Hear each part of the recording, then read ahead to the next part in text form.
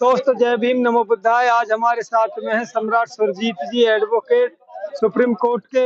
और हम आज जो विरोध प्रदर्शन हो रहा है बाबा साहब की प्रतिमा हटाने के उसमें, तो हम जो इनसे पूछेंगे कि लोगों को क्या संदेश देंगे।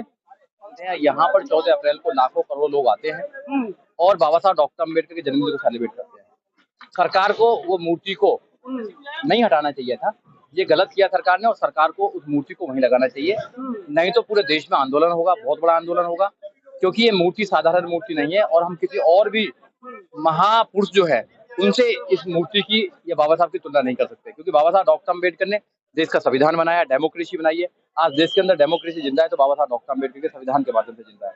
ये बाबा साहब डॉक्टर अम्बेडकर उनकी विचारधारा और संविधान को खत्म करना चाहते हैं। इनकी मंशा यही है, इनकी मंशा देश की जनता जानती है। इसलिए 2024 बाबा साहब की दुहाई तो देते रहते हैं हम। देखो, दुहाई देनी अलग बात है। मैं हमेशा कहता हूँ मूर्ति पर माला, विचारों पर ताला। ये मूर्ति पर माला डालने का काम करते हैं और विचारों पर ताला लगाते हैं। इन्होंने अपना एजेंडा बिल्कुल क्लियर कर दिया है। 2024 में नारा दिया था 400 पार, संविधान खत्म हो जाएगा। देश की महान जनता जागरूक है, देश की महान जनता ने इनको जवाब देने का काम किया। 400 तो पार छोड़ो, 250 पार भी नहीं हो पाए। सरकार तो बना ली, सरकार एक अलग बात है। सरकार तो लोकतंत्र में जिसके नंबर होते बनी जाती है, मगर जिस कॉन्फिडेंस के साथ में काम कर रहे थे, जिस कॉन्फिडेंस से कह रहे थे भारत के संविधान को बदल देंगे, तो आपने देखा महान जनता के सामने, उनके निर्णय के सामने मोदी जी को पहले दिन ही संसद में जब गए तो संविधान को सर पर लगाना पड़ा। ये है भारत की जनता।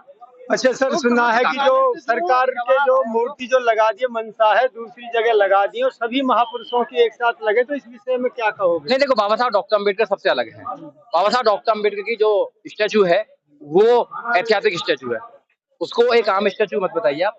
वो बहुत महान स्टैचू है, ऐतिहासिक स्टैचू है, उसको वहीं रहना चाहिए। लोगों की उसमें विश्वास है, लोग फॉलो करते हैं, तो लोगों की आस्था से नहीं खेलना चाहिए। बाबा साहब डॉक्टर अम्बेडकर केवल भारत के लिए नहीं, ग्लोबल आइकॉन है बाबा साहब doctor Ambedkar. Symbol of knowledge है बाबा साहब डॉक्टर अम्बेडकर। जनक है डेमोक्रेसी के बाबा साहब डॉक्टर अम्बेडकर। पिता माँ है डेमोक्रेसी के बाबा साहब डॉक्टर अम्बेडकर।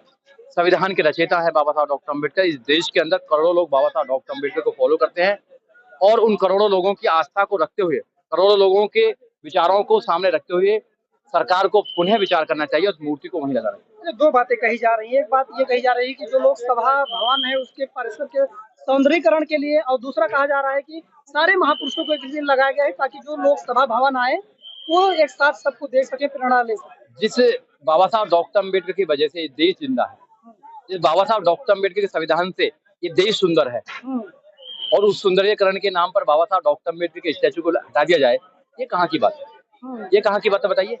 आज डेमोक्रेसी की जो खूबसूरती है किसके आधार पर है? बाबा साहब डॉक्टर अम्बेडकर के आधार पर। अगर बाबा साहब डॉक्टर अम्बेडकर संविधान में अधिकार नहीं देते तो ये डेमोक्रेसी इतनी खूबसूरत नहीं होती।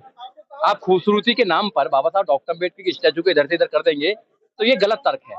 बाबा साहब डॉक्टर अम्बेडकर हमेशा से इस देश के अंदर ताकतवर है, ताकतवर रहेंगे। इसलिए बाबा साहब डॉक्टर अम्बेडकर के स्टैचू को जहाँ पे थी वहीं रहने देना चाहिए। शिफ्ट किया है, दुर्भावना कहाँ लगती है? दुर्भावना ये लगती है कि बाबा साहब डॉक्टर अम्बेडकर के कद को ये जानबूझकर बाबा साहब की विचारधारा को कमजोर करना चाहते हैं, और हम ये होने नहीं देंगे। दिन प्रतिदिन बाबा साहब डॉक्टर अम्बेडकर के संविधान को हम घर घर ले जाकर जाएंगे।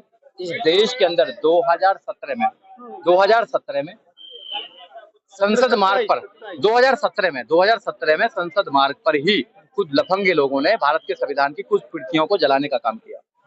2017 में ही अनंत कुमार हेगड़े ने कहा कि we are here to change the constitution of India, हम भारत के संविधान को खत्म करने के लिए आए हैं। और 2023 में भी ये कहा गया कि भारत के संविधान को दोबारा लिखना पड़ेगा, और 2024 में उन्होंने कह दिया कि हम लोग भारत के संविधान को बदलने के लिए जा रहे हैं। मगर देश की महान जनता ने उनको जवाब देने का काम किया कि आप भारत के संविधान को नहीं बदल सकते। और हमारे जैसे लोग जो एक्टिविस्ट हैं, उन्होंने 2018 में 23 दिसंबर से लेकर 29 दिसंबर तक 7 दिन की यात्रा निकाली, संवैधानिक जागरूकता अभियान निकाला, कॉन्स्टिट्यूशन अवेयरनेस कैंपेनिंग दिल्ली में निकालने का काम किया, लाखों लोगों को तैयार करने का काम किया, लाखों लोगों के हाथ में संविधान पकड़ाने का काम किया, संविधान के लिए लोगों को जागरूक करने का काम किया। तो मुझे ये अच्छा लगा कि जिस मुहिम को हमने चलाया था उस मुहिम को आज पूरे देश में हर कोई इंसान चलाने का काम कर रहा है। संविधान प्रत्येक व्यक्ति अपने साथ लेकर चल रहा है, ये हमारे लिए अच्छी बात है। हम दूसरी अब मुहिम चलाने वाले हैं देश के अंदर कि भारत के संविधान को पूर्ण रूप से लागू करो। प्रधानमंत्री जी का बयान है, वो कह रहे हैं कि वो लोग संविधान की बात कर रहे हैं जिन्होंने इमरजेंसी लगाई थी। देखिए, मैं जो लाल किताब वाले लोग हैं, संविधान कहाँ लेके जा रहे हैं? जो लाल किताब की कोई डायरी लेके जा रहे हैं। कांग्रेस ने भी देश में भारत के संविधान को बचाने का काम नहीं किया है। ये अचानक भारत के संविधान को बचाने वाले लोग आ गए। आज इनकी जहाँ सरकार चलती है, दलितों पर अत्याचार होता है, राजस्थान पर दलितों पर अत्याचार हो रहा है, उनका तो कुछ करते नहीं है, उनकी तो कुछ नहीं काम करते हैं। तो इसलिए समझना पड़ेगा आपको, कौन असली में भारत के संविधान को बचाना चाहता है, कौन नहीं बचाना चाहता है, ये भारत की जनता को समझना पड़ेगा, अम्बेडकरवादी लोगों को समझना पड़ेगा। इसलिए हम लोग लोगों को जागरूक कर रहे हैं